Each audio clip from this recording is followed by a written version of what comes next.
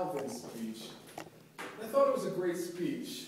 And what I will do is I'll look to it, since it was an educational speech, I'll look to not only the effectiveness of Calvin as a speaker, but also the effectiveness of Calvin as a teacher. Because ultimately, he was attempting to teach us how to begin a speech. And I thought he began his speech in a great way. Calvin, the opening was really effective. I think your use of vocal variety served to really wake everyone up, grab their attention, and also it was a great example. It may have been a speech, I'm not sure if it was a speech that you used in the past or something that you made up for the purpose of this speech, but it was a great educational tool because it was something that you could keep coming back to, and you did keep coming back to throughout the speech. When you gave examples or points on the slides, you came back to that and said, you know, that's what I did in my beginning.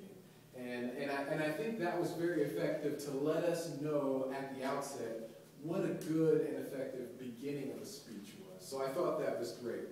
I thought it was great that you also asked questions of the audience. You kept the audience members engaged. One thing I think maybe an area for improvement or something you want to be careful of is putting audience members on the spot.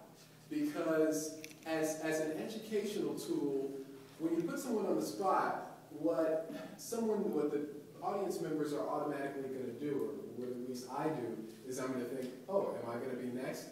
Do I need to think of an opening of a speech right now so I can be ready for it? And I think I was proven right because we then went to another member and said, can you give us another opening? So I think it could distract in that people may stop paying attention to you and start thinking of, okay, let me think of something that I need to say for the next time he calls on the audience member. And also, you could call on somebody who's unprepared, and then that takes away from your great examples that you were giving. So I think that's one area for improvement, but I thought the use of slides was also very good. It was very effective. It didn't take away from the speech at all. It was very smooth. You know, you didn't even think about it. They were up there, and we were looking at the slides, but you didn't read from the slides. You said a phrase, used rhetorical questions, and then began speaking about it. You gave great examples from each. You know, anecdotes. You gave a great example about your grandmother. Rhetorical questions. You gave a great example there. And so I thought you really were effective in using the slides, but not relying on them too heavily. They were just an aid, but they weren't your speech.